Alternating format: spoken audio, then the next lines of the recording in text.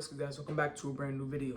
Today we have the Brooklyn Nets off-season plan, and boy does this team suck. Make sure to like and subscribe. Go into the description and submit your video ideas. Comment what you think of what the Brooklyn Nets should do this off-season, and what you believe or how good do you think my off-season plan is for them.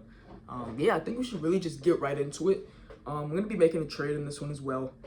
It's going to involve one of their best players. But there was a report that the Brooklyn Nets were looking to try to build around Mikal Bridges, try to attract another star, whether that's maybe Darius Garland, Donovan Mitchell.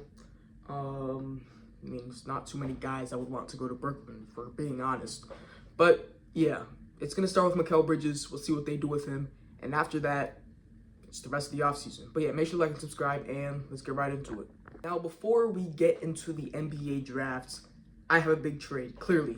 It's going to be Mikal Bridges and Noah Clowney to the Houston Rockets for Dillon Brooks, Jock Landale, the 2024 first round pick, which is at pick 3. We have the 2026 first round pick and the 2027 first round pick. All of those picks go back to their original owner in Brooklyn. And yeah, is this a little, or I'm not going to say a little, is this a good amount for Mikal Bridges? I think it is. 2026 and 2027, we don't know what that draft's going to look like. So the Rockets are definitely throwing that out there. I'm assuming they're going to be good by then because they have a lot of young, good pieces. But you never know what teams are going to look like then. I want to start off with the Nets, what they're getting back. Dillon Brooks, probably just to match up the contract with Mikal Bridges. Then we got Jock Landale. Didn't really ask for it. The Rockets are throwing him in because they don't want to pay him $8 million for the next 3 years. They get pick 3, which is going to be interesting. Obviously, this year's a weaker draft, but pick 3 is going to be pick 3. And then 2026 first round pick, that's from them. And a 2027 first round pick, that's also from them. They get to control their own destiny. If they want to be bad by them, then they could draft with the high pick. If they want to be good, though, maybe they could also move that pick later down the line.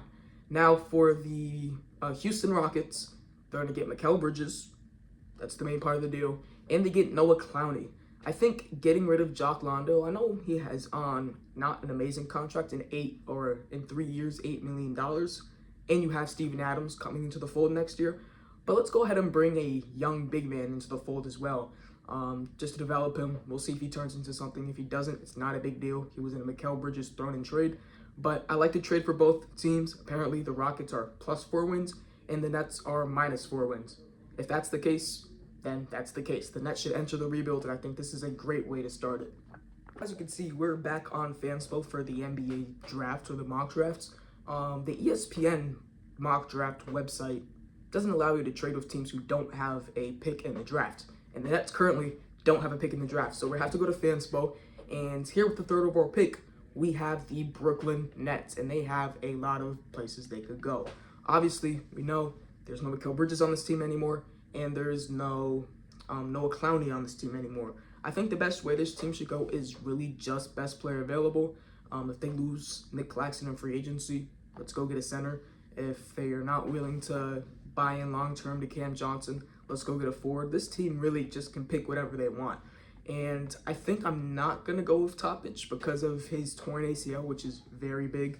We could think about Reed Shepherd. Could also think about Stephon Castle and Ron Holland. And I think with this 3rd overall pick, I'm going to lean probably going to be between Castle and Holland because I don't really love Rob Dillingham next to Cam Thomas next year in our starting lineup because both of those guys kind of ball dominant. But I think I'm going to go ahead and pick Stephon Castle with this 3rd overall pick to be our starting 2 guard going into next season. Him and Cam Thomas, kind of a balance between offense and defense. Maybe even Stephon Castle can play that point guard, and Thomas can play the shooting guard. I think there's a lot of ways this team can go. And I'm going to go ahead and take Stephon Castle with a 3rd overall pick, and that happens to be the only pick we have in this draft. Now it's time for the free agency part of the video. And honestly, we're not going to be doing too much. Really, we're just going to be re-signing Nick Claxton to hopefully not the max. We're obviously going to give him a lot of money, but we're going to hope it's not the max. Hopefully a team like the Thunder or the Grizzlies probably won't be able to do it. Hopefully a team like the Thunder wouldn't try to offer him max money because paying Claxton the max would kind of hurt us. But we want to re-sign Nick Claxton because we need some foundation with this team. Right now, our team really is not good at all. So we're going to need some type of foundation at the 5. Then Claxton's going to be a great player. 5 years, hopefully, for Claxton. and that's honestly going to be the only big guy we bring in, or I guess bring back, which is Nick Claxton.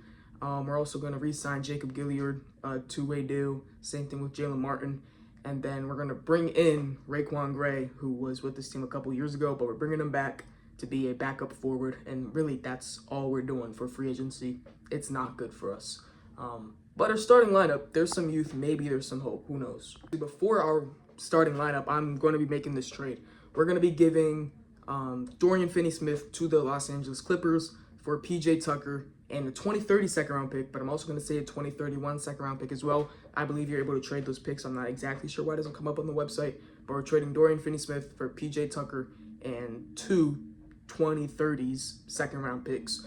We're going to be buying out P.J. Tucker, though. We don't need him on the team before the season starts. It's really just trading DFS for two second round picks, except we have to match the money with P.J. Tucker. So, simple trade. The Clippers get better, try to win a championship. We just want more draft capital.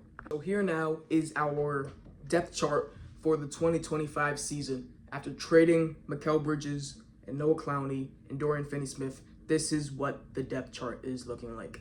At our point guard position, we have Stephon Castle starting ahead of Dennis Schroeder.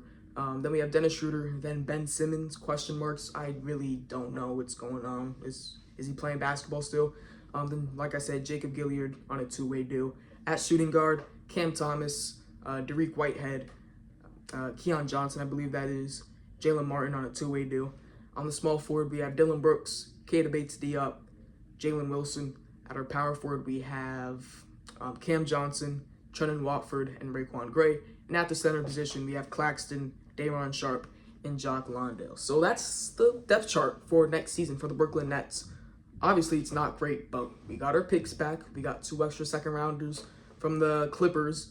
And I think for the future, just for the future, this team could be in an okay position. Obviously, if they didn't end up doing that James Harden trade from a couple years back, we wouldn't be in this position. But we had to do it. We had to get rid of our best player, Mikal Bridges, and hopefully we build a team that's able to develop. We got a young point guard in Stephon Castle. We have a young shooting guard in Cam Thomas. Hopefully Derek Whitehead getting minutes this year is going to be big for him. Same thing with Jalen Wilson. Nick Claxton steps up into maybe a better scorer. You know, paid him all that money. You better do something with the basketball. But yeah, obviously we know he's going to be a good defender, but we want to see that scoring increase as well, especially with him possibly being our second option behind Cam Thomas. So that's going to be it for the video. Make sure to comment how many wins this team gets. If you say under 20, I wouldn't be surprised. But yeah, thanks for watching this video and see you next time. Peace.